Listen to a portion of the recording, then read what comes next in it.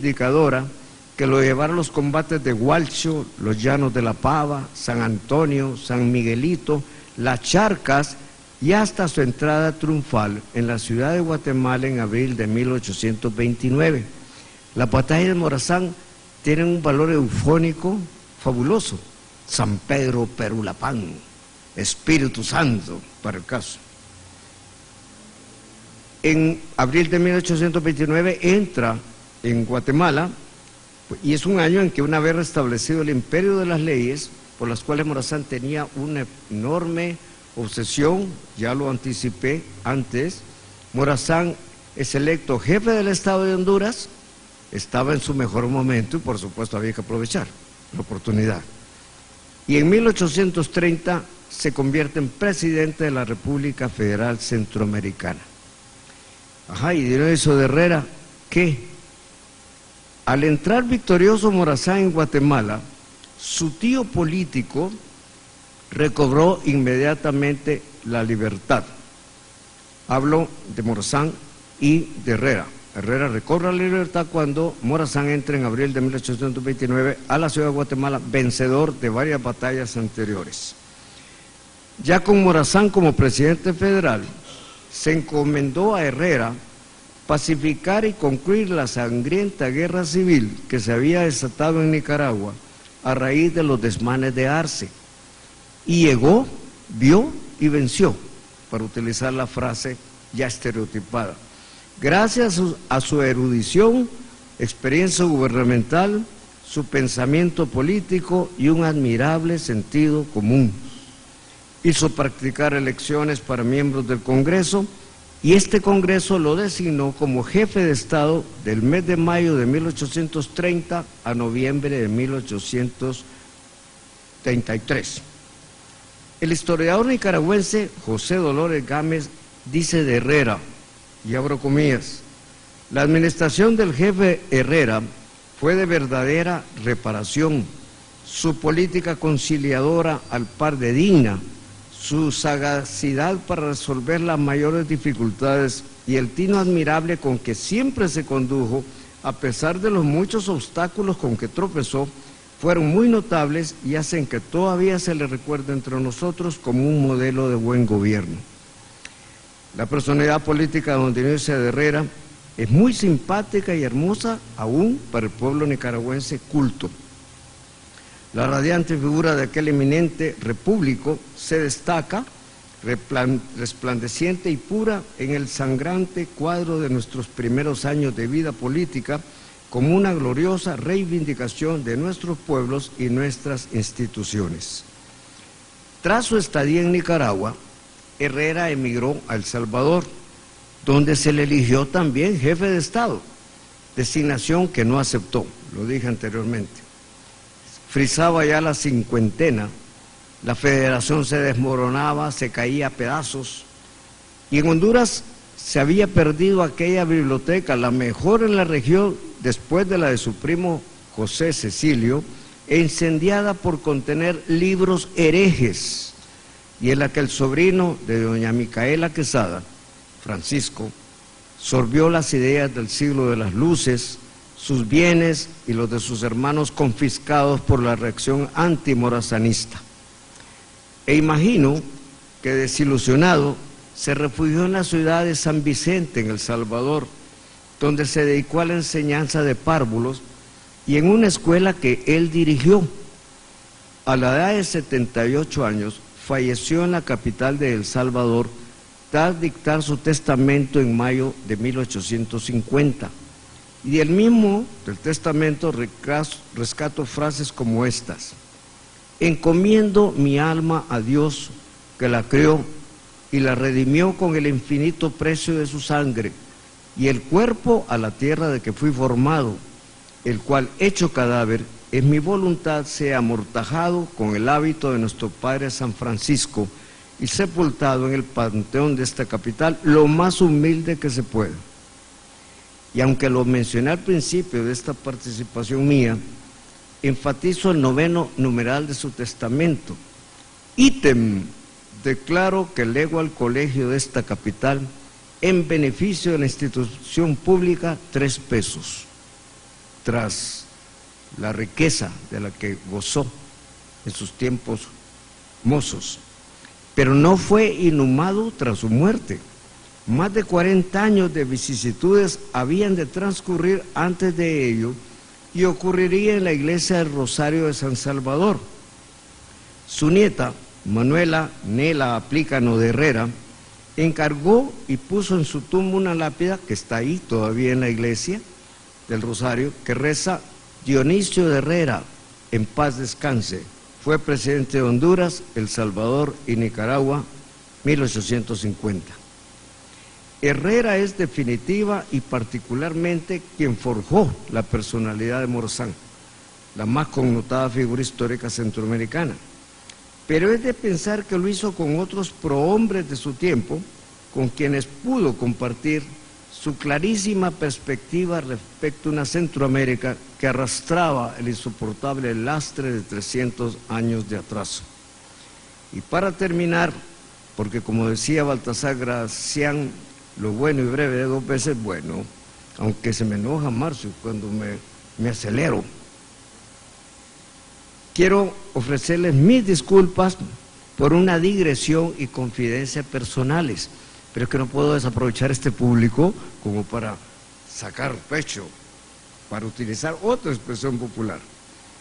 Con doña Micaela Quesada, Dionisio Herrera procreó 9 hijos.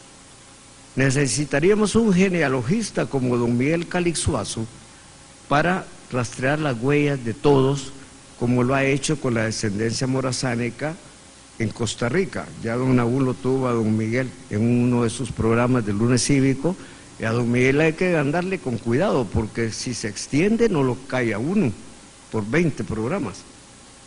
Sin embargo, tuvo una hija, Leonarda, con quien suponemos era su ama de llaves, Dorotea Arrazola.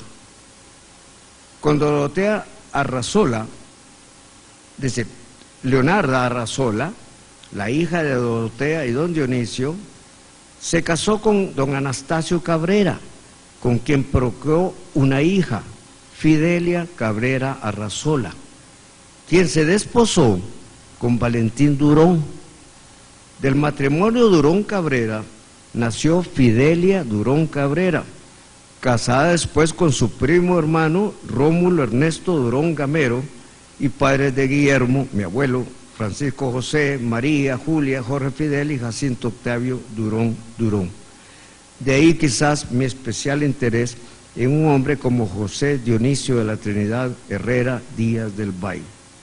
Como lo dije en mi primera charla de estas tertulias patrióticas, que me lo recuerdan, estoy a la disposición de ustedes para cualquier pregunta y comentario. Muchísimas gracias.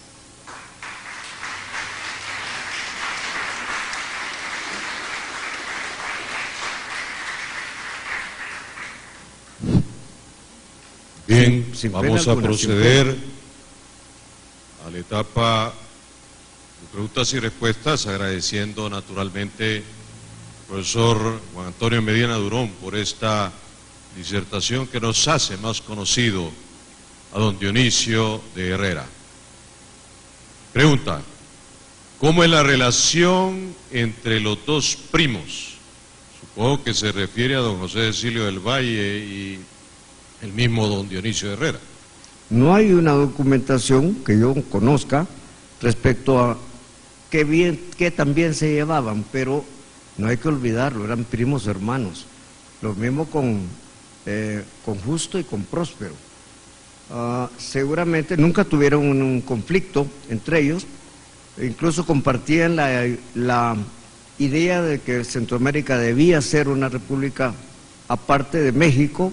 Se opusieron a la anexión con México, de manera pues que vale admitir que teniendo una formación similar, porque los dos se graduaron en la Universidad de San Carlos en Guatemala, tenían una magnífica relación, pero no hay documentación que pueda permitirnos, a menos que novelemos, a menos que elaboremos ficción, cómo se trataban y en qué andaba cada uno de ellos. Él, Herrera, estaba aquí, en Honduras, Valle estaba en Guatemala. Ya eso establecía una diferencia. Pero era un personaje de tanta altura intelectual como el primo hermano, indiscutiblemente. Y repito que, lo dije al principio, me hubiera encantado irme de juerga con don Dionisio Herrera, por mucho de lo que conocemos de él. Un personaje muy, pero muy interesante, que, quiero insistir, después de nadar en la bonanza económica, terminó en una penuria horrible, horrorosa. Pena nos debería dar que todavía no sepamos dónde está sepultado. El común de los hondureños no tiene la menor idea de dónde está sepultado Herrera y dónde están sepultados los hermanos, también en El Salvador. ¿Y dónde está sepultado Morazán? En El Salvador.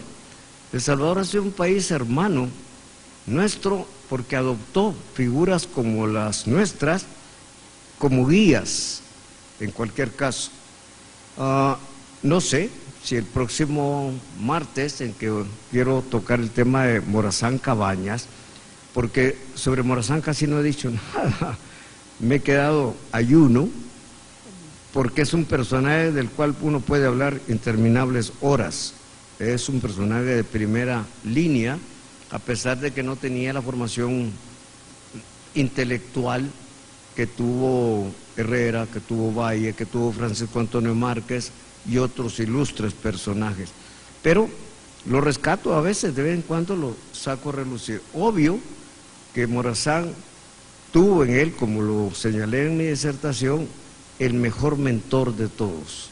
Herrera lo zambulló en su biblioteca particular, que luego será incinerada por contener o por incluir libros herejes.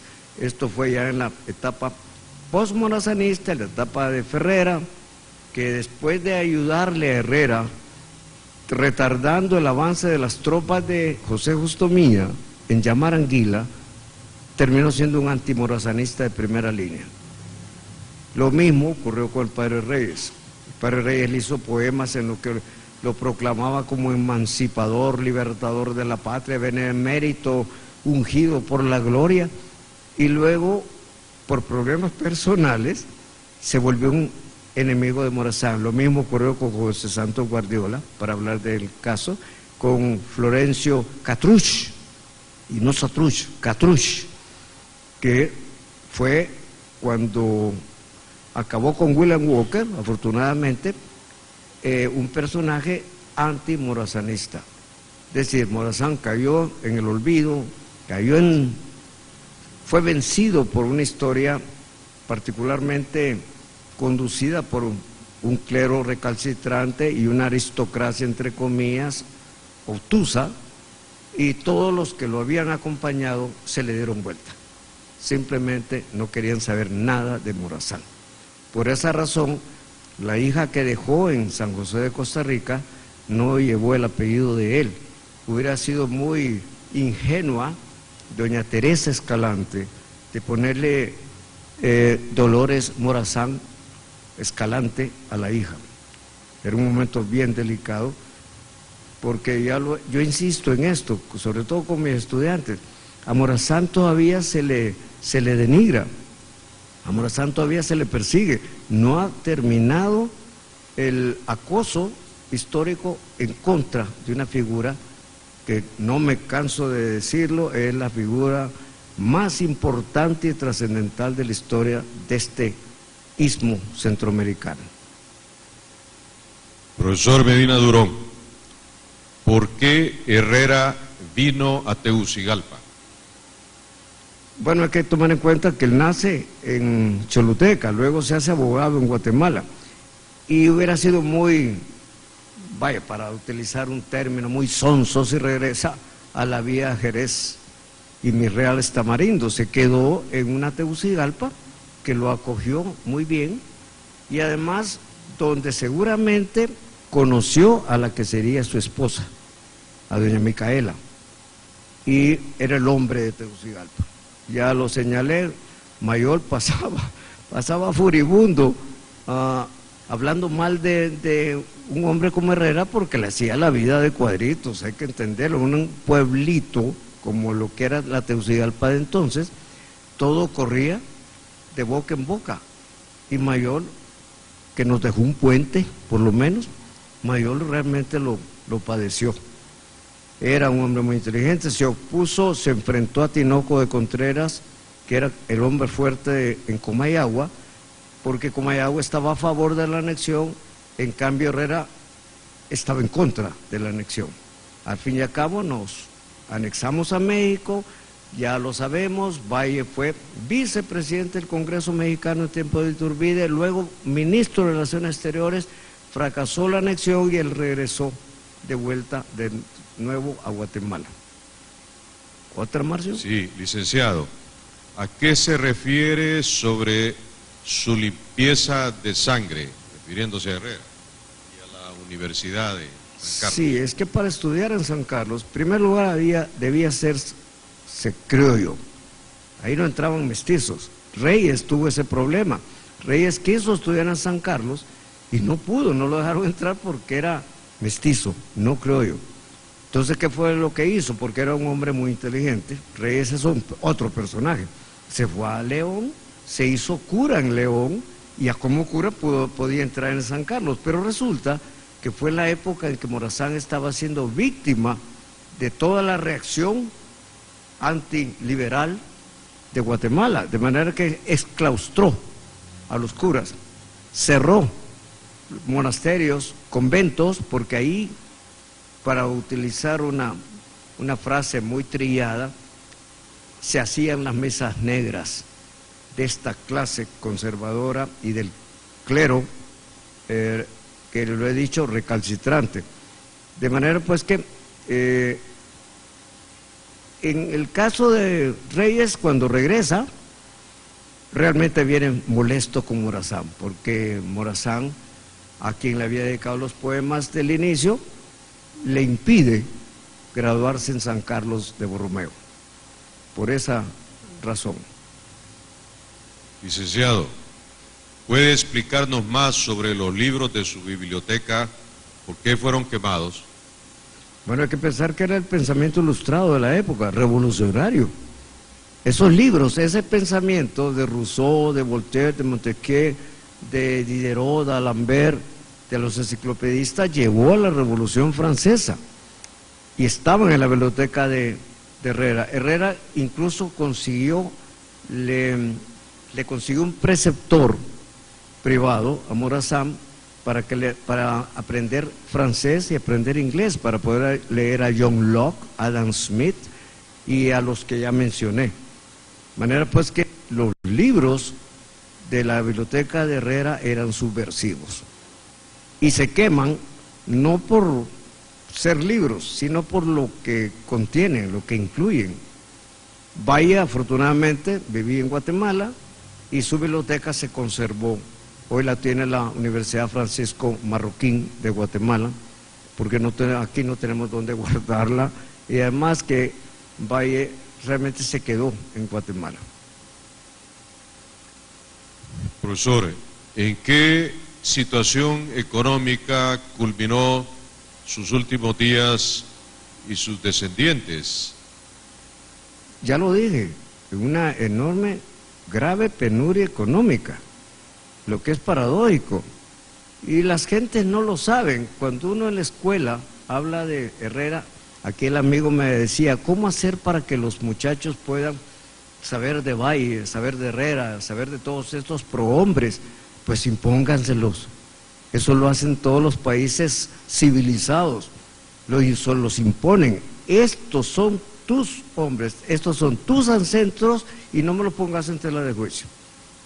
En Estados Unidos no se le pregunta a un estudiante si quiere saber algo de Thomas Jefferson o de George Washington o de Benjamin Franklin, se lo ponen y le dicen, esto tiene usted que saberlo, le guste o no le guste.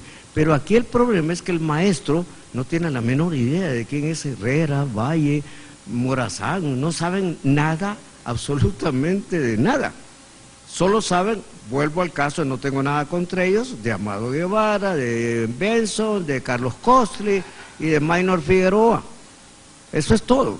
Y cuando vayamos a jugar a Costa Rica, seguramente algún comentarista conocido en el medio va a atacar a los ticos en el conque de que están en la tierra donde se fusiló a Morazán.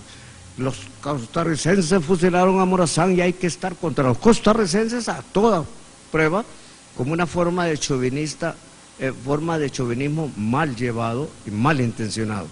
Tengan ustedes por seguro que ya lo verán dar brinquitos diciendo que los ticos mataron a Morazán. Como decir que los judíos mataron a Jesús. No fueron todos los judíos, era un grupito. Incluso en Costa Rica conocemos el tipo que incluso comandó el pelotón antes de darle la batuta a Morazán para que condujera el fusilamiento. Toño Pinto era yerno de Braulio Carrillo. Se quedó en Costa Rica y Morazán, que era un hombre honesto, si se quiere un tanto ingenuo, diría yo, no le hizo absolutamente nada, lo dejó conspirar. Y luego va a ser el que le va a dar el tiro de gracia el 15 de septiembre a las 6 de la tarde. Yo siempre le digo a quienes conozco que sabían lo que estaban haciendo con Morazán, es decir, no lo podían haber matado antes. No había ningún problema, matarlo el 14, fácil, pero decidieron matarlo el 15, porque el 15 se celebra la independencia y eso implica refuego, implica cuetería, implica palionas, bomboneras y todo lo que se quiera, que entonces nadie se acuerde de Morazán para esa fecha. Hay políticos que mezclan a Morazán y deciden que le van a celebrar al 15 de septiembre a las 6 de la tarde la muerte. ¿Cómo celebrarle la muerte a Morazán? Tiene que ser muy idiota a quien se le ocurra que hay que celebrarle la muerte a Morazán. Ni los ticos lo hacen, porque los ticos recuerden que dentro de su historia llevan ese baldón, llevan esa mancha. Ellos, a partir de Figueres, no antes, porque antes tuvieron una historia similar a la de nosotros, gobiernos despóticos, tiranías, satrapías, pero a partir de Figueres eliminaron el ejército, lo sustituyeron por una policía que es más fuerte que cualquier ejército y simplemente se creen la Suiza centroamericana, pero eso las manchas no se la quitan. Fusilaron a Morazán sin haberlo escuchado, sin haberlo oído, simplemente hicieron la patarata de un juicio que nunca ocurrió, simplemente lo asesinaron y él lo dice en su testamento. ¿Otra, Marcio? Sí, licenciado, ¿existen en la actualidad descendientes de don Dionisio de Herrera? Bueno, creo que aquí tenemos uno, el profesor Juan Antonio Medina Durón. Aunque a mi familia no le gusta que mencione estos detalles, porque no es una descendencia legítima, sino que lo hizo con una sirvienta, con una ama de llaves, pero al fin y al cabo yo me lleno de orgullo diciendo que vengo de tataranieto de Dionisio de Herrera. Del resto no sabemos mucho, por lo menos yo no lo sé. Y lo que he podido rescatar se debe al tío de don Nabú, a don Juan B. Valladares, un magnífico historiador que dejó legado en el país. Entonces, todo esto no me lo invento, sino que lo saco de fuentes bibliográficas, no sin antes constatar que el hecho era factible, porque hay mucho de Cáceres Lara, mi bisabuelo Rómulo Durón y otros han escrito sobre estos grandes hombres a quien, insisto, la cultura hondureña desconoce o pretende ignorar, porque no es casual, porque no somos tampoco un pueblo totalmente ignaro, pero no nos interesa. ¿Quién se interesa en estas gentes? El caso de Joaquín Rivera, un personaje de primera línea, lo fusilaron como Morazán y era Coquimbo, allá anduvo con Morazán en Costa Rica. Sin embargo, nadie lo sabe, los comayagüenses no saben quién fue Joaquín Rivera y está enterrado, está sepultado en Comayagua. Claro, y no hablo de mi ascendencia de Herrera porque no me gusta ser como los tubérculos que tienen lo más valioso bajo tierra. Es decir, no quiero hacerlo, pero siempre Mis parentela me dijeron, no vayas a sacar a relucir ese asunto, hombre, no lo revolvás. Le digo yo, claro que lo voy a revolver, y me gusta mucho. Ahora, las circunstancias en las que tuvo esta hija con Dorotea Arrazola son intrigantes. Me gustaría remontarme en una máquina del tiempo hacia atrás para saber cómo fue que se conocieron y de dónde, cuándo ocurrió la picardía, porque obviamente el hombre no era muy dejado, tenía 9 hijos con doña Micaela, pues. Claro, cualquiera diría es que no había televisión en la época, sí, yo ya lo sé, pero Valle también, 6. O sea, gente que tuvo hijos, y Morazán tuvo varios hijos. Incluso don Miguel en el programa de Don Abún hablaba de los hijos que tuvo con Juana Fuentes, una guatemalteca. Y si esto es probable, 2 expresidentes guatemaltecos son descendientes de Morazán, Miguel y Diego Fuentes y Fuentes Mor. Ahora, en esto no me voy a meter, tuvo a Francisco Morazán Moncada, tuvo a José Antonio Ruiz, y luego tendrá Adela, que se casará posteriormente con un abogado de origen hondureño, no era salvadoreño, pero él ejercía en El Salvador y era reconocidísimo, Cruz Ulloa. Toda la familia Ulloa de Nicaragua es descendiente de Morazán, y por la vía de Adela. Carón, O'Kelly, ¿hay alguna pregunta por escrito más? Si no, abriríamos la etapa de preguntas orales. ¿Alguno de nuestros ilustres visitantes quiere hacer alguna pregunta o participar, hacer algún comentario sobre esta figura señera de la historia de Honduras, don Dionisio de Herrera? Abierta el micrófono. Antes, sí. Marcio, quiero hacer un comercial. La última charla mía es el 24. Va a ser se va a centrar en Cabañas. Otro ilustre desconocido en Honduras. Una magnífica personalidad, el más joven de todos ellos, de este grupo, nacido en 1805, Morazán había nacido en 92, el padre Reyes en el 97. Cabañas es un hombre al que se le ha tildado, por una parte, de tonto, porque era un hombre honrado. Y esas son las consideraciones que nosotros hacemos de estos valores que se van perdiendo. Por otro lado, se le ha acusado de haber sido un mal militar, y no lo era el táctico de Morazán. Si Morazán era el estratega, el hombre de la táctica era Cabañas, mucho más joven. O sea que se ha tejido mucho en contra de Cabañas, porque si nos lo llevamos de encuentro a Cabañas, nos llevamos de encuentro a todos los que estaban cerca de Cabañas, porque es una especie como de la teoría dominó. Derribemos y todos caen, porque estaban muy cerca. Que tuvieran unas relaciones familiares, personales, estrechas o no, eso es un asunto de especulación para la historia, pero que valían la pena. Esos prohombres ya no los parimos en Honduras. Dígame. Maestro, muchísimas gracias por su charla. Quisiera preguntarle algo, ¿a qué se debe específicamente que los 2 primos, Dionisio Herrera y José Cecilio del Valle, habiendo sido iluminados por la Ilustración, tanto José Cecilio del Valle como Dionisio Herrera, ¿por qué ellos tomaron caminos diferentes en política? Uno era conservador y el otro era eminentemente liberal. Si los 2 tuvieron los mismos maestros y la misma ilustración, digamos, y leyeron los clásicos en Guatemala, ¿por qué ambos tomaron rutas diferentes en el pensamiento político? Bueno, yo realmente no llamaría a Valle un conservador, era un hombre moderado, que eso es una cosa muy diferente. Era un moderado dentro de un bando que llamaban en ese tiempo conservador. A los liberales les llamaban los fiebres, eran calenturientos. Pero un liberal como Arce, que no pertenecía al bando conservador, comenzó a descabezar la República Federal.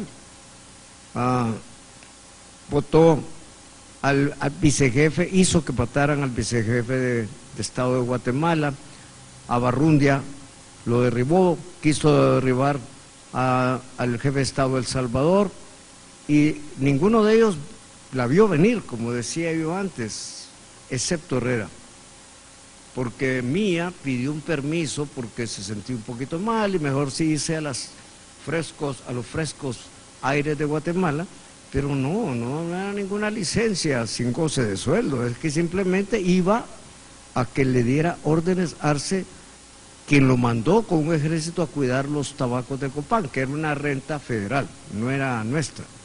Entonces no estaban distanciados. Es decir, Valle era un liberal. Si tomamos como liberal al hombre que se nutre de las raíces liberales de la Ilustración, que fue definitivamente liberal, que dentro de la Ilustración hubo liberales al estilo girondino y el otro jacobino. Morazán era un revolucionario liberal, jacobino, pero los otros eran un poquito más moderados, pero vaya, nunca, no se le puede titular de conservador, porque inclusive tenía una lucidez, lo dije hace 15 días, que no ha mostrado ni ha evidenciado nadie en la historia de este país, nadie. Es decir, incluso comprometo hasta mi jubilación, si alguien me prueba que alguien ha poseído un pensamiento tan lúcido, tan avanzado, tan iluminado como el de Valle. O sea que no eran opuestos políticamente. ¿Alguien más? Otra pregunta, sí. Buenas noches, maestro. Buenas noches. Gracias por esta noche tertuliana en donde ni el humor ha faltado. Gracias. Sobre esta situación de los 3 pesos que lega ya en su muerte a la educación, ¿no sería también una construcción el último mensaje que el prócer nos daba de que por poco o por lo menos siempre tenemos que estar pensando en la educación y una aportación, aunque sea de 3 pesos, nunca es menos en esta área?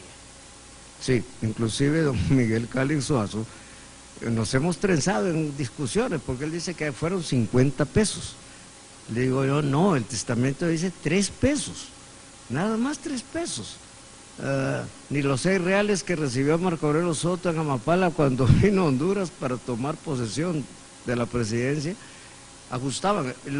Lo más triste es que ustedes revisan las rentas de Herrera y sus hermanos, y tenía haciendas, tenía ganado, tenía como para haberse retirado tranquilamente sin pasar ninguna penuria, como lo he señalado varias veces. Ahora, me pregunto, ¿qué pasó con esos alumnos de Herrera? Los alumnos de San Vicente, porque ahí montó la primera escuelita, y él era profesor de niños. Ajá, tener un maestro como Herrera ha de haber sido fabuloso, pero no sabemos qué ocurrió con ellos, porque no sabemos, no nos interesa el papel que juega el profesor en la primaria. Yo tengo una exalumna, el otro día me dijo que la habían degradado, estaba iracunda, porque me degradaron, maestro, me degradaron. ¿Y por qué? Le digo, porque me tenían dando clase en quinto y sexto grado y me pasaron a dar clases primero y segundo. Le digo, entonces la ascendieron.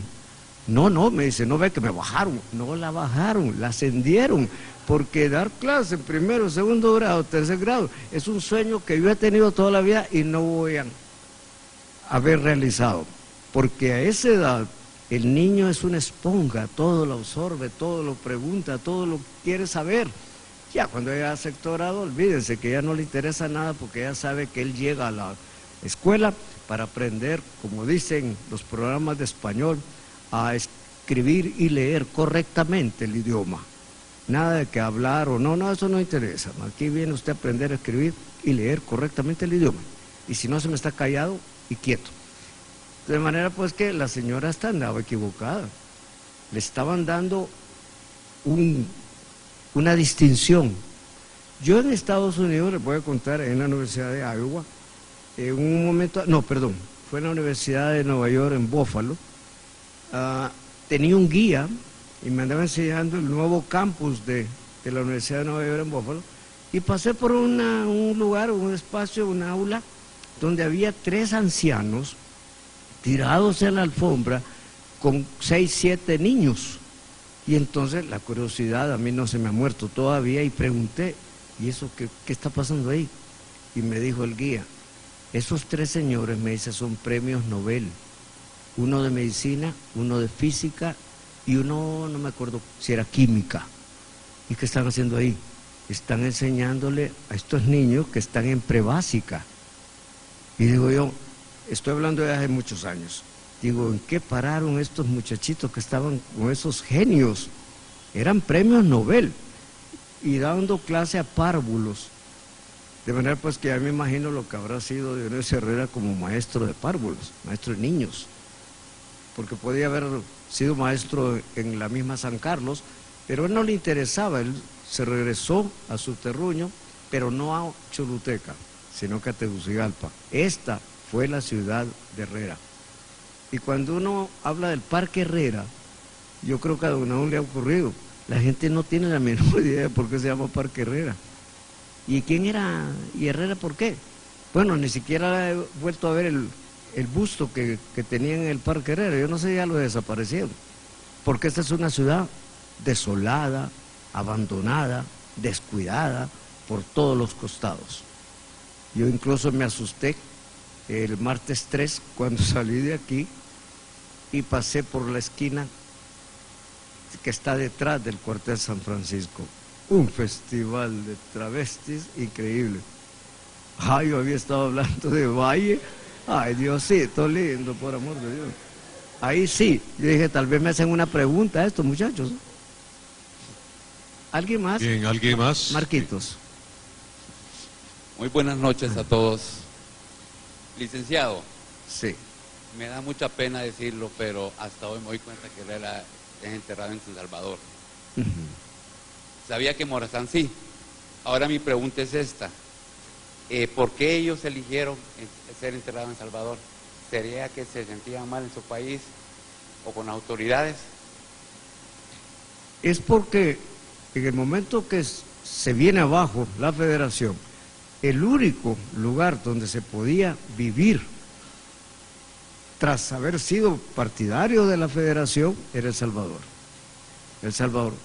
No sé si lo dije el martes 3, pero por ejemplo cuando la guerra interna en El Salvador, la tropa de élite salvadoreña era el batallón Atracatl y jamás entró en el departamento de Morazán, que era la sede del Farabundo Martí. Entonces en El Salvador la idea federal todavía persiste, el recuerdo Morazán persiste.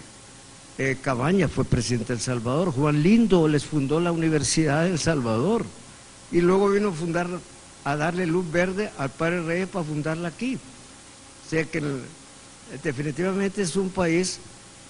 A mí me dolió mucho la guerra del 69, porque era una guerra armada en la que todo el mundo contribuyó por fuera, fue una guerra mediática, se resolvían problemas allá y se resolvían problemas políticos acá, pero se echó a pelear a dos pueblos que han sido hermanos por afinidad. Inclusive, cuando me toca hablar del español ísmico, yo siempre digo, miren, entre el español salvadoreño y el español hondureño hay pocas diferencias, pero yo puedo identificar un chapín, puedo identificar a un muco y puedo identificar un tico.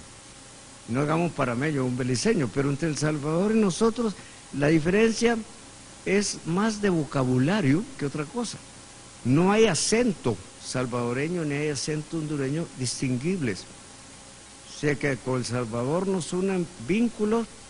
El solo hecho de que Morazán esté sepultado ahí, y como les conté el martes anterior, se prohíba ir a platicar frente a la tumba del general Morazán, cosa que no ocurre aquí con la estatua de Morís. Es decir, no nos importa, ahí está solito, íngrimo el pobre Morazán, pero en El Salvador no. En El Salvador hay un respeto por la personalidad histórica de quien fue jefe de Estado de El Salvador, quien trasladó la capital federal a San Salvador. Y gente que lo siguió siempre. siempre estuvo cerca de él. No así nosotros le hicimos mucho daño y se lo seguimos haciendo a la memoria histórica de Morazán. No queremos reconocer que Morazán es un personaje de primera línea, con el cual nos podemos pasear por todo el continente americano.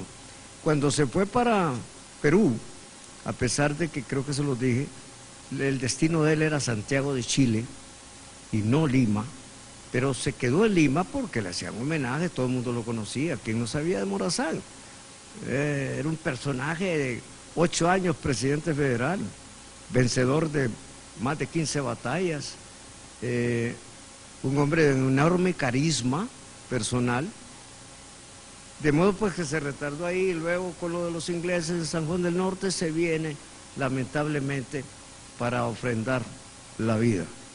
Nunca, creo, se le ocurrió que lo pudieran asesinar como lo asesinaron 12 días, si no me equivoco, después de haber inaugurado el colegio San Luis Gonzaga de Cartago.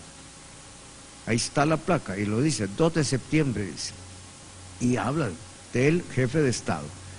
Entonces yo creo que nunca se imaginó que le podían hacer una cosa de esas. Era un hombre bueno, como Cabañas era un hombre honrado, y cuando digo honrado hablo de una honradez emblemática que ya no se da por estos tiempos, por estas épocas. Marquitos. Sí, buenas noches. La relación de don Dionisio con el alzamiento de Joaquín Rivera en los tiempos de Herrera, que culminó en el fusilamiento de... ¿En qué medida participó Herrera en eso? Herrera perdóneme, ¿en qué? En la conspiración y en el alzamiento de los otros coquimbos aquí en Honduras. Porque creo que Herrera estaba en El Salvador. Sí, seguramente participó de una u otra forma. El problema es documentarlo. No conozco yo un texto que me permita decir hasta dónde llegó Herrera en ese ámbito. Seguramente tuvo participación porque era un hombre que no podía pasar ignorado. Era Dionisio de Herrera, el mejor, si se quiere, de los 3 hermanos, porque José Justo tuvo un papel político medio, ¿cómo decirlo?, mediano, por no decir mediocre, en la historia de Honduras. Fue incluso un capitoste nuestro. Próspero fue un diplomático, ya lo señalé, estuvo en Londres, estuvo en París, estuvo en los Países Bajos, sufriendo las escaseces producidas por el descuido del Estado hondureño que no lo atendía, puesto allá. Sin embargo, no me cabe la menor duda que Herrera tuvo relación con ellos, porque seguía siendo el tío político Morazán. Hay que entender, no sé los otros hijos de Herrera en qué pararon, porque alguien me decía, es que Herrera zambulló a Morazán en su biblioteca porque los otros hijos no daban ni para atrás ni para adelante. Le digo, eso no sé. Lo que pasa es que seguramente intuyó que era un muchacho chispa, un muchacho muy capaz, muy potable, y dijo, y además ávido de conocimiento. Lo que pudo haber satisfecho esa sed de conocimiento porque tenía el capital suficiente, era criollo, y tenía el capital suficiente para ir a San Carlos. Pero ¿quién se hacía cargo de los quehaceres económicos del papá? El papá lo utilizó para ello. Y en Yuscarán, en Moroselí, incluso tengo algunos amigos, el mismo Julio Navarro, que es de Moroselí, se jacta y dice, ahí nació Morazán. Le digo, estás perdido, andas totalmente perdido. Todo el mundo reclama que Morazán nació en determinado sitio, ya lo ha dicho uno en su programa, hay un acta de bautismo, fue bautizado en Tegucigalpa. ¿Para qué molestarse en moverse de Moroselí a Tegucigalpa a bautizarlo? No había iglesias allá y curas. De manera pues que sobre Morazán hay unas fábulas que se echan a rodar y como bola de nieve crecen. Don Nahum. Gracias, Juancito. Lo felicito. Gracias. El tema que usted ha abordado hoy con Dionisio Herrera como una personalidad ignorada trae también a colación algo que debe de ser conocer a esas figuras que estuvieron alrededor de don Dionisio Herrera. Y esos van más olvidados que él. Sí. Uno de ellos, don Pedro Nolasco Arriaga, quien fue presidente del primer Congreso Constituyente en Cedros, en 1825. Un hombre con una inteligencia enorme, originario de Comayagua, que después se fue a Guatemala y prestó servicios a aquel país, siendo hasta ministro de Asuntos Eclesiásticos y magistrado de la Alta Corte Suprema de Guatemala. Sí. Pero además de don Pedro Nolasco Arriaga, otras figuras, por ejemplo, don Miguel Rafael Valladares, tatarabuelo de Francisco Olman Valladares, que fue el hombre que terminó el puente Mayol, fue el constructor, el que siguió los planos de don José María Jauregui en el proyecto de don Narciso Mayol. Y don Miguel Rafael Valladares es otro ignorado de los personajes alrededor de don Dionisio de Herrera, como don Pedro Nolasco Arriaga. Y a propósito también, entre esos compañeros que tuvo Morazán en 1802 y 1803 en la escuela de Fray Antonio Murga, ahí estaba el coronel Juan Antonio Márquez, que también le sirvió a don Dionisio de Herrera. ¿Qué nos puede hablar usted de esos personajes también olvidados? Pues Márquez es muy conocido por sus dotes militares, castrenses, pero en realidad tenía una estatura como los otros dos personajes, con sus luces ancestro, que figuraban en una Tegucigalpa chiquita, en una aldea. Tegucigalpa era una aldea, pero figuraban no por sus bienes y sus saberes económicos, sino por esto, por el seso. Eran gente muy brillante, muy preparada para un páramo cultural como lo era la Honduras de entonces. El Colegio Tridentino, ya lo hemos mencionado, Cabaña estudió en el Colegio Tridentino, pero el padre, el coronel Márquez, porque creo que fue el grado el mayor que alcanzó, fue uno de los grandes colaboradores de Morazán. Es decir, no se puede estudiar a Morazán sin estudiar a estos personajes que lo rodearon. Incluso en una Tegucigalpa que se recorría muy fácilmente, hay gente que se asusta o se asombra del por qué, cómo fue que se conocieron Morazán con doña Josefa, que ya lo dije en el martes pasado, María Josefa Francisca Úrsula de la Santísima Trinidad Lastir y Lozano de Morazán. Pues eran vecinos, ella vivía en la Ronda y él vivía en el centro de Tegucigalpa, seguramente se conocieron y apenas tenían, él era mayor que ella días, unos cuantos días más. Pero sí habría que hacer un estudio, alguien o alguna institución debería dedicarse a rescatar estos valores que son, como usted lo señala, totalmente desconocidos. Yo lo digo con los más importantes de todos. Yo al alumno les digo, usted me habla 5 minutos sobre Valle, digamos, o sobre Herrera, y se lleva 100% en esta clase.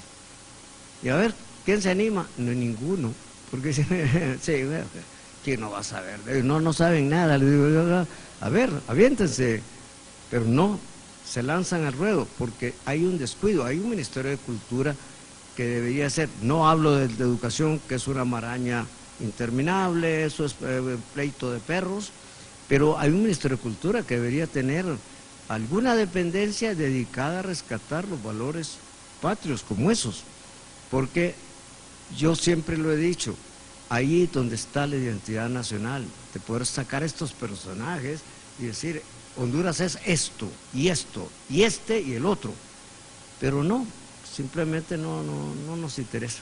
Es decir, mientras más indefinida sea nuestra identidad, mejor para muchos. Y continúa, rueda la bola. Y estas tertulias, para el caso, como les digo yo, con el amigo que me dijo, ¿y qué voy a ir a hablar de un oligarca como Herrera? Le digo, oligarca, ¿por qué? No, a mí dice, oligarca, si era de las clases pudientes, del jet set de la época. Le digo, no, hombre, mira, le digo, Herrera era un personaje de estatura. Esa pintura de Mario Castillo, quien me recuerda que el camafeo que guarda el Banco Central con el rostro de doña Josefa fue una donación del gobierno salvadoreño para el gobierno hondureño en 92. Ahí están las bóvedas y afortunadamente, porque si no se pierde. Pero don Mario, con el retrato, el único retrato que se tiene de ella, le hizo el cuerpo, que es la carátula de La Batalla del Amor, un libro de la señora Castañeda de Machado, a quien lamentablemente no he vuelto a ver, que habla de ella, que se refiere a ella, y es una magnífica pintura. ¿Cómo hizo don Mario para pintarlo? ¿Cómo hizo para pintarlo? Como lo hizo con otros próceres, pues seguramente por reconstrucciones. ¿Saben ustedes, y esto posiblemente lo saben muchos, que el rostro del padre Reyes en el busto del Parque de la Merced no es la imagen de Reyes, es la imagen de la hermana? Porque no había retrato del padre Reyes, pero sí había un retrato de la hermana. Y sobre ese retrato se mandó a hacer el busto. Con eso no quiero decir que Reyes se convierte en una especie de personaje gay, no, nada por el estilo. Pero es el que repite la estatua que está en la Universidad Nacional Autónoma de Honduras, que es o lleva el nombre de José Trinidad Reyes. Pero en la autónoma no lo mencionan, no lo dicen, y la gente pasa frente a la imagen, a la estatua esta que está en bronce, que no sé si es de Mario Zamora o no, pero la gente los muchachos no saben quién es. Dicen, incluso dicen, este fue el que estuvo antes de la rectora. Le digo, no, hombre, no sean groseros. Licenciado Rolando Catán. Rolando, ya llegó. Buenas noches. Sí. Edmund Burke, aquel liberalista, decía que era muy ingenuo pensar que en un lado político todos eran buenos y en el otro lado político todos eran malos, que la buena política consistía en elevar los unos y bajar los otros. Los franceses, ingleses, españoles han abordado mucho en su historia los conflictos con la Iglesia. En la Iglesia habían buenos y malos. Sí. En nuestro país ha hecho falta un análisis minucioso de ver a veces ese lado malo.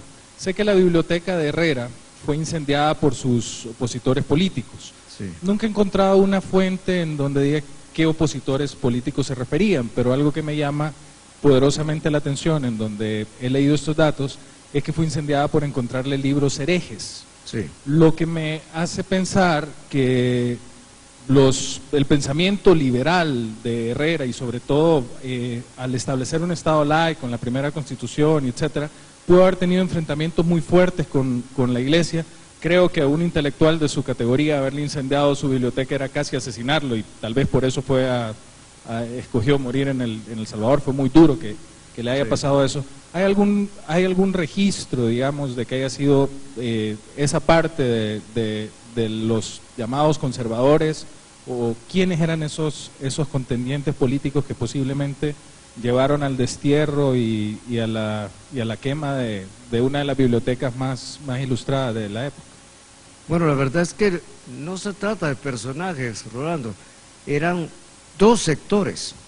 Es decir, es difícil culpar a Aycinena para el caso de las tropelías que se cometieron contra Morazán en Guatemala, o a Ferrera por lo que hizo, después de ser el primer presidente constitucional de este país, lo que hizo en contra de Morazán. Ellos respondían a intereses de sectores que se movían en las sombras. Por eso Morazán no pudo pelear contra ellos. Yo a veces digo en mis aulas, si en el 29 Morazán los hubiera pasado por las armas a todos, otro gallo le hubiera cantado. Pero no, él entró en Guatemala, pidió rendición incondicional y le dio la chatarra, como a la OEA le dio la chatarra a la contra cuando terminó la guerra con Nicaragua. lo engañaron y luego ocultaron las armas en la catedral y comenzaron a conspirar. Pero el obispo Casaús y Torres en Guatemala, para el caso, fue enemigo acérrimo de Morazán, no puede ser responsabilizado, no lo podemos responsabilizar por la oposición contra Morazán. Es que Morazán, como muchos de estos hombres ilustres, les tocaron la bolsa, le tocaron los intereses a una clase privilegiada que mangoneaba, era una mancuerna entre los curas y esa aristocracia a la que me he referido. Aycinena se compró un título de marqués, no era ningún marqués ni nada por el estilo, pero inclusive cuando a Morazán le están haciendo la vida difícil en Guatemala, gracias a Raca Raca, a Rafael Carrera, los curas dicen en los púlpitos que el cólera morbus es producto del envenenamiento de las aguas por los morazanistas. Entonces era una lucha enconada de intereses, definitivamente intereses. Mis estudiantes se molestan cuando yo les digo, Morazán quiso hacer de esto un estado burgués. Ah, ¿era burgués él? No, no, es que en la época esto era feudal y entonces los quería poner al día. Eso era, simplemente era eso, que él conocía el pensamiento ilustrado, conocía lo que estaba ocurriendo en otras latitudes, entonces quiso trasladarlo para acá, pero fue a chocar con testaferros, no con un individuo en particular. El mismo Rafael Carrera, que es muy visible en la historia centroamericana, elogiado por los guatemaltecos muchas veces, pero el mismo Carrera era instrumento, era herramienta de estos sectores que no podían verse. Todavía ocurre que hay sectores de incógnito que manipulan los hilos del poder, están detrás, pero no ponen la cara, ponen a las comparsas, pero no se muestran ellos como son. Y eso es lo que el común de los mortales todavía no logra descifrar. Entonces Morazán nunca lo supo. Repito que él en el 29, si hubiera sido otro personaje, les aprieta las tuercas. Ya había peleado casi 2 años, desde la Trinidad, pasando por las otras batallas, hasta entrar en Guatemala, les impuso el orden y nadie se iba a levantar contra él porque tenía las armas en la mano. Hay que recordar, creo que se los conté el martes 3, que los mexicanos, cuando a los mexicanos los amenaza España que va a reconquistar México, Morazán es el primero en saltar y ofrecerles el ejército federal para defender playas mexicanas. De manera pues que detrás de toda nuestra historia oficial o no oficial se mueven ciertos marioneteros, diría yo, titiriteros, que no dan jamás la cara. Hay que intuirlos, hay que tener un sexto sentido para saber quiénes son. En ese momento Ferrera simplemente era un instrumento. Ya lo dije antes, Guardiola nace en Tegucigalpa y llega a ser presidente de Honduras y después de ser un gran morazanista se vuelve un antimorazanista de primera línea. Y uno no se lo explica. ¿Cómo cambió tan rápido? ¿Cómo cambió el padre Reyes?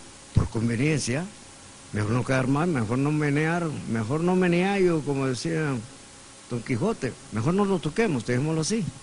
Entonces todos ellos cambiaron y se volvieron, repito, el mismo Ferrera, que era amigo de don Dionisio, claro que en cada cual en su nivel, terminó invadiendo 2 veces El Salvador, con nicaragüenses y con hondureños. Después los enemigos de Morazán hablan de que Morazán mataba hasta a los propios hondureños, mató. Así como mató al capitán Cervantes en San Miguel cuando iba hacia Hualcho, porque el tipo era para utilizar la expresión hoy, un requintero. Y estaba en el ejército de Morazán, le arrebató la cadena a una señorona, entonces Morazán lo pasó por las armas, porque su ejército no era de forajidos, y puso orden. Entonces es muy difícil, Rolando, saber quiénes eran. Tenemos las máscaras, pero no los que estaban detrás de la máscara. Es muy difícil y es una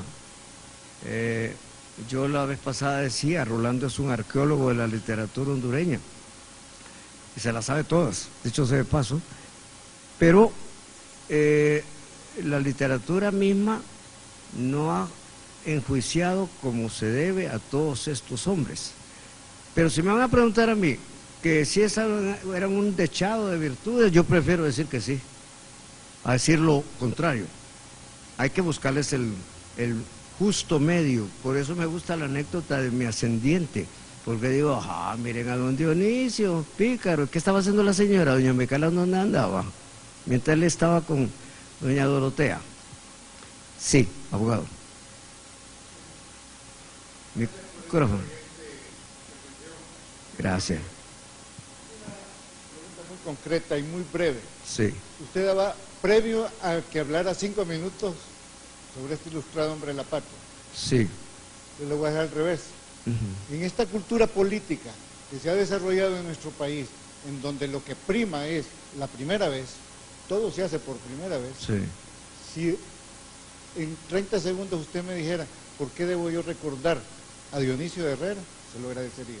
Sí, en primer lugar por ser un hombre que entendió perfectamente el sueño del primo hermano y quiso llevarlo a los hechos concretos, la independencia y sobre todo el federalismo en el país, por un lado. Por el otro lado, el ejemplo de ética.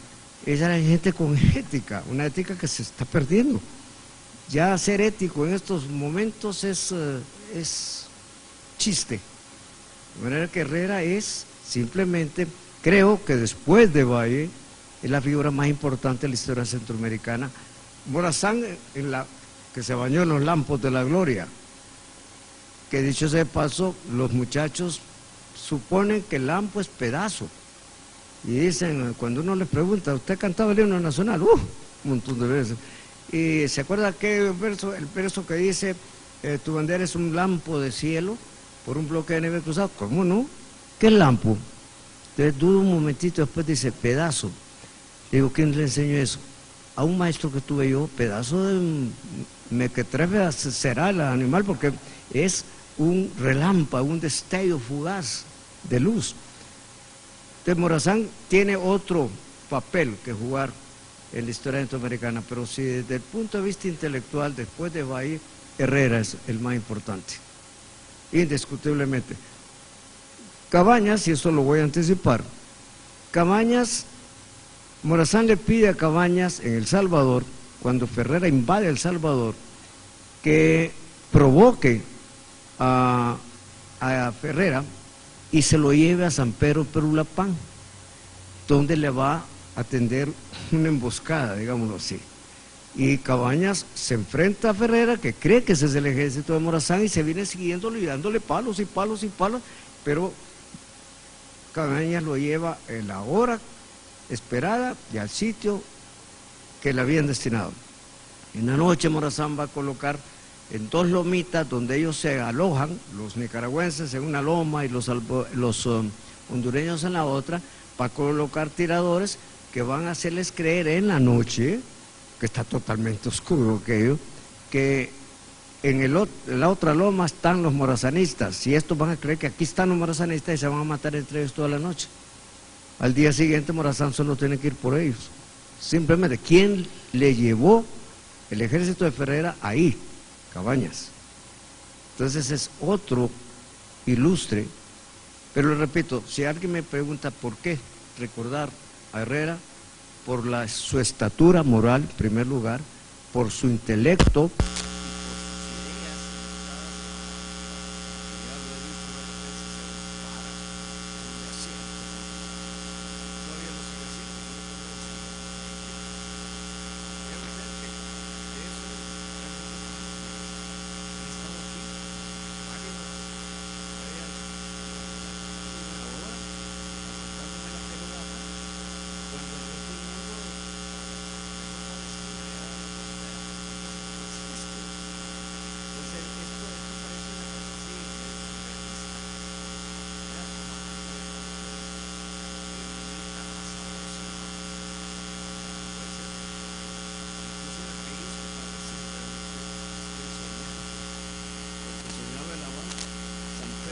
también soñar. No los canso más, quiero agradecerles el haber estado en esta noche con nosotros. ¿Alguien más? Ah, sí, Chayito, por favor. Sí. Muchas gracias, maestro Juancito, con cariño, ¿verdad? Así Gracias, nos hemos tratado siempre. He sido realmente una conversación extraordinaria, he disfrutado muchísimo y agradezco que haya recordado a Herrera como maestro y como Sí. maestro de educación primaria. Claro. Eso me hace pensar en él, en un hombre humanista, ¿verdad?, que confiaba y creía firmemente en la educación, y me pienso en Herrera como el hombre, el padre o el esposo. Hoy que estamos sintiendo tanta falta de este sentido de familia, de integración familiar. Sí. ¿Cómo era él como esposo y como conductor de una familia? Si pudiera conversarnos un poquito de él. Bueno, no lo sabemos exactamente. Sin embargo, podemos suponer que la relación entre Herrera y la esposa, como la relación entre el papá de Morazán y doña Guadalupe, eran similares. Eran gente culta. Morazán, incluso la mamá de Morazán, sabía leer y escribir, que eso ya era mucho para la Tegucigalpa por la Honduras de esa época. Pues las mujeres estaban destinadas a las labores meniales, a la labor de abordar, a coser, a cocinar, a criar los hijos, y se acabó. Pero Morazán abreva las primeras letras con la mamá. Seguramente doña Micaela también era una mujer letrada, digo letrada en ese sentido. Pero en la época las mujeres ocupaban un segundo lugar. Todavía tendemos los hombres a mantenerlas en un segundo lugar, aunque ahora se levantan y nos dicen nada de que los niños, se dice los niños y las niñas, los jóvenes y las jóvenes, no tardan en pelear para que se diga la verba y el verbo, la sustantiva y el sustantivo, que es una idiotez porque el español incluye en el masculino lo femenino. Entonces, seguramente ella ocupaba un segundo lugar, pero el hecho de que tuviera 9 hijos dice mucho, porque no habrá sido muy fácil criarlos. Lo que le pasa a doña Josefa de Morazán, con 3 hijas y un hijo, y luego le lleva el hijo de Rita Celayandía Morazán, y luego le lleva a Francisco Morazán Moncada. Dios, si no le llevó los de doña Juana Fuentes, porque realmente Dios es grande. Pero era simplemente por eso, eran segundonas, si se quiere, en ese mundo. No hay mujeres en el acta de independencia. Aunque doña Dolores Bedoya estaba tirando los cohetillos afuera, pero firma del acta de independencia no hay ninguna mujer. Y no hay ninguna figura femenina sobresaliente durante casi todo el siglo XIX. El mismo Reyes escribe un ensayo muy feminista y adopta un seudónimo, Las ideas de Sofía Sayers, que es un anagrama de Reyes, en las que defiende a las mujeres, pero sabía perfectamente que ninguna mujer se iba a defender a sí misma. Él lo hace y lo publica, pero eran figuras de segundo plano. La misma doña Lucila Gamero, a la que se le ha vituperado porque Blanco Olmedo, una novela romanticoide. No, la Blanco Olmedo era una buena novela, incluso mejor novela que María de Jorge Isaacs, que es mucho anterior, por los diálogos que doña Lucila mete, pero fue una obra prohibida por la iglesia, fue anatematizada. ¿Por qué? Porque atacaba a la iglesia. El padre Sandino ahí es un personaje pernicioso, un energúmeno.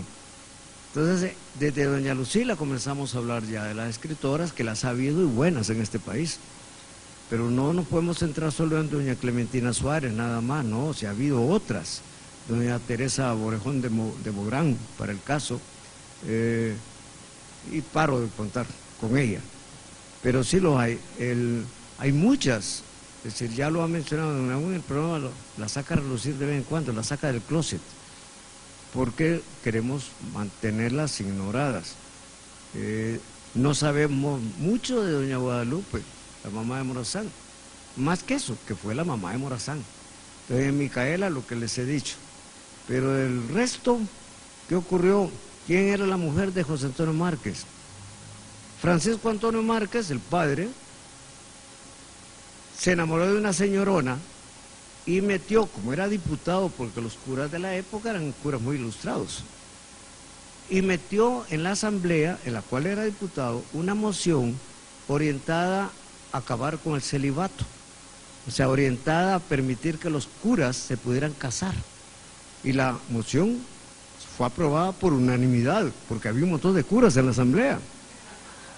No logró, y no recuerdo si lo mencioné el 3, no logró casarse con la señora que le gustaba, que era pariente de doña Josefa.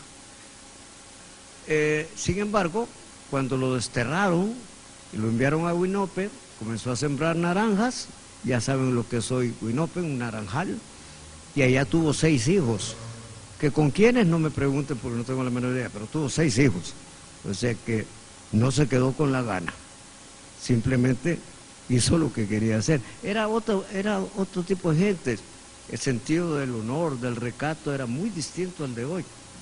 Es decir, hoy yo soy incapaz de pensar, y lo enfatizo siempre, incapaz de pensar en un acto doloso de Morazán. Una vez don Moncho Quelín me dijo, ay, que usted lo idealice ese hombre, no exagere tampoco. No, le digo, mire don Ramón, pero es que no le pueden probar un acto doloso. Lo quisieron hacer y Filander Díaz Chávez, que era un buen coquimbo, saltó, se fue a la palestra y escribió un libro que se llama Pobre Morazán Pobre, en el que prueba, deja documentado que Morazán no se hizo de contratas de madera, de negocios turbios. El mismo don León Vázquez, ¿qué dicen los enemigos de Morazán? Que dejó de trabajar como escribano de don León Vázquez porque le falsificó una escritura a don León. En cualquier caso, don León pudo haberle pedido que la falsificara a Morazán, que tenía una magnífica caligrafía, pero pensar en él como un ladrón, como un sátrapa o algo por el estilo es imposible. Imposible. Con eso no lo llevo a las alturas, lo quiero poner en el justo término. El hecho de que se indigne en el testamento por lo que le están haciendo dice mucho. Le devolvió un estado de leyes a Costa Rica y Costa Rica le paga fusilándolo, pero ya lo he señalado, si no lo fusilan ellos, lo fusilamos nosotros, y eso hubiera sido el colmo para nosotros como hondureños, porque era nuestro paisano. Y hoy sí, creo que ya profesor, terminé, ¿sí? Recibimos 2 preguntas que por su importancia creo que vale la pena hacerlas antes de finalizar. La primera, muy breve. Don José Cecilio del Valle tuvo relaciones con personalidades de Europa. ¿Las tuvo don Dionisio Herrera? No lo sabemos en realidad, pero pudo haberlas tenido, pero yo no lo puedo documentar. Puedo documentar las relaciones que tuvo Valle, por su correspondencia con Bentham, con el Conde Vecchio y con otros personajes de su época, con Mora de Costa Rica, pero con Herrera es muy difícil, porque recuerden, ya lo señalé una vez, que el tiempo de las montoneras nuestras, que nosotros les llamamos revoluciones, con un sentido errado. La revolución del 24 fue una montonera, horrorosa, pero fue una montonera. No la movían ideales, eran intereses. Entonces, muchos de los archivos municipales se incendiaron, simplemente para no dejar huella de lo anterior, y para que a la hora de la hora un fulano que ya estaba muerto pudiera votar, simplemente porque podía tener una partida de nacimiento y no lo pueden ir a rastrear un archivo. Entonces nosotros tenemos ese enorme problema, hemos quemado nuestra historia, o nos la han quemado, simplemente. Entonces cuesta. Yo a veces a mis estudiantes le digo yo, usted me puede hablar de su tatarabuelo. Fíjate que no me dice, porque yo no sé, no tiene la menor idea. No tengo la menor idea. Y del bisabuelo, creo que se llamaba José. ¿José qué? No, eso no me acuerdo yo, pero que se llamaba José sí me han dicho, pero hasta ahí llegó. Entonces a duras penas saben quién fue el papá o quién es el papá, pero más atrás no lo saben, en absoluto no lo saben, por esas razones que yo ya planteé en la ocasión anterior. Pueblo que no sabe de dónde viene, no sabe para dónde va. Y eso entendámoslo, que eso es lo que los políticos de hoy quieren hacer. La capacidad del olvido, la falta de memoria histórica, y somos capaces de repetir las mismas vainas históricas que ya debíamos haber aprendido la lección, pero uno lo ve en el medio, uno se da cuenta de que la gente se le ha olvidado como que fuera Alzheimer lo más reciente. Ya se les olvidó, es decir, no tienen la menor idea. Yo recuerdo que después de la crisis del 2009, y con esto sí voy a terminar, había otra. Sí, sí, Échame hay otra. La última. Abusando de la confianza del profesor Medina Durón. Esta inquietud se ha discutido también en la comisión organizadora de estas fiestas patrias, porque la idea no solamente es rescatar la memoria de estos próceres, sino que también es ver cómo su pensamiento es actual en estos momentos históricos que estamos viviendo. ¿Usted podría hacernos, profesor Medina Durón, algún comentario sobre la actualidad del pensamiento de Dionisio de Herrera para beneficio de todo nuestro auditorio y nuestros teleaudiencia? Gracias. Bueno, el pensamiento de Herrera, lo he repetido hasta la saciedad, era un pensamiento ilustrado. Hasta ahí no hemos llegado todavía. Yo tengo una buena amiga, es maestra, y la escuché hace muy poco en una conferencia diciendo que ella no era una maestra escolástica como la de Ramón Rosa, como para depreciar lo escolástico, la educación escolástica. Y yo le pregunté, ¿y usted conoce a Tomás de Aquino? No me dice, ¿quién es Tomás de Aquino? Le digo, es el patrón de la escolástica, es el líder de esa escuela de pensamiento medieval que se llamó escolástica. No, pero no lo conozco, nunca le he leído ninguna, la Suma Teológica, no, ¿para qué? Le voy a contar. Entonces digo, usted todavía no llega a la escolástica, todavía está por llegar a la escolástica. Entonces cuando uno habla del pensamiento ilustrado, habla de un pensamiento muy concreto y plasmado en textos concretos. Sin embargo, nosotros no hemos llegado hasta ahí. Andamos en un rezago tipo intelectual. Aquí el que más, como dicen, el que tiene más galío traga más pinol. Pero por la vía intelectual, yo siempre he soñado con ver un candidato nuestro con un libro bajo el brazo, no como Axila Ilustrada, como mucha gente que anda aquí al Quijote y no lo ha leído todavía, pero con un libro o echándose un discurso frente a una biblioteca. No, eso no ocurre, pierden votos, inmediatamente pierden el clamor popular. Y eso es sí, porque no nos interesa un gobierno intelectual, un gobierno verdaderamente progresista, porque lo intelectual, Herrera era un progresista, Bayer era un progresista, toda la época, toda la gente de esa época eran progresistas, siguiendo a uno, siguiendo al otro, porque querían progresar, simplemente, y por la vía intelectual.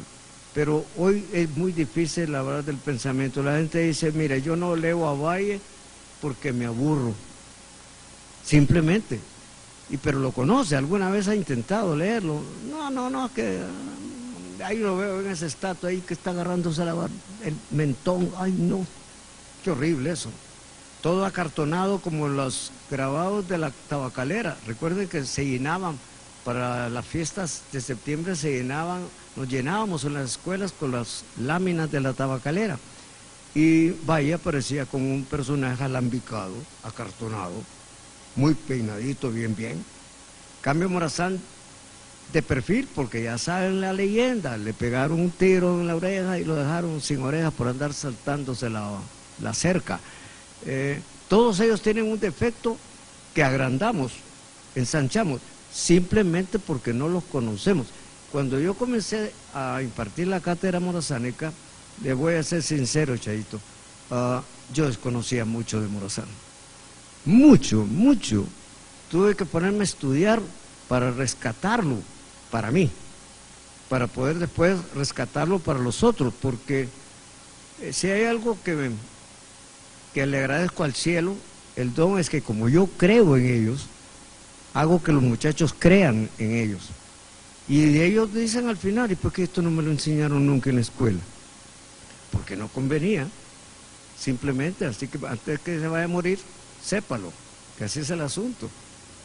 Ese es hay esto, pero yo iba a contarles una anécdota, pero veas que la columna de años ya pesa y se me fue.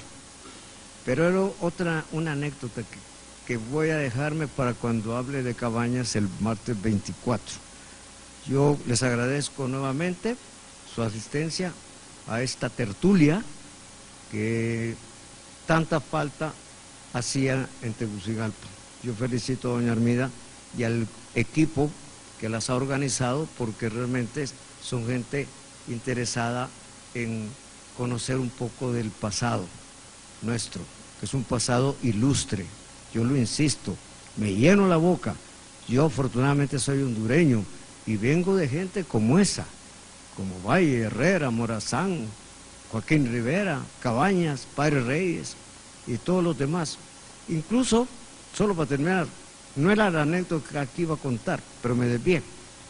Pero sí, como anécdota, cuando ustedes entran a la Catedral Metropolitana, van a encontrar la tumba de Guardiola a la izquierda. Cuando ustedes entran, ahí está José Santos Guardiola, el general, asesinado en el ejercicio del poder, siendo presidente. Una vez lo conté, les dije, es el único magnicidio que ha habido aquí, y un alumno chusco me dijo, lástima, debían haber más. Pero al otro lado, en el lado opuesto, está la tumba de José María Lazo, que fue en un primer periodo vicepresidente de Guardiola, y luego en el segundo periodo enemigo de Guardiola, porque Guardiola no lo subió al carro, lo dejó por fuera. No se podían ni ver en la vida real, y hoy están sepultados frente a frente, condenados a verse para siempre, jamás. Bueno, muchísimas gracias.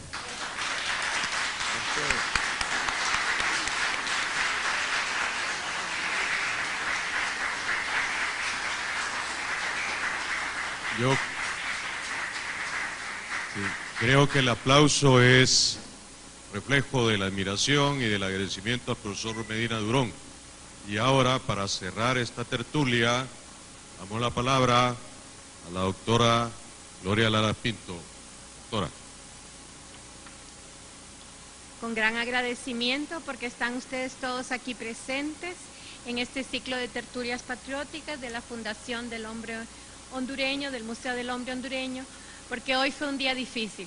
No solo llovió, sino que el tráfico estaba bastante duro y costó que llegáramos hasta aquí. Pero bueno, el interés que tenemos ha quedado demostrado una vez más, porque sí queremos saber, sí queremos aprender, sí queremos llevar ese mensaje a la siguiente generación.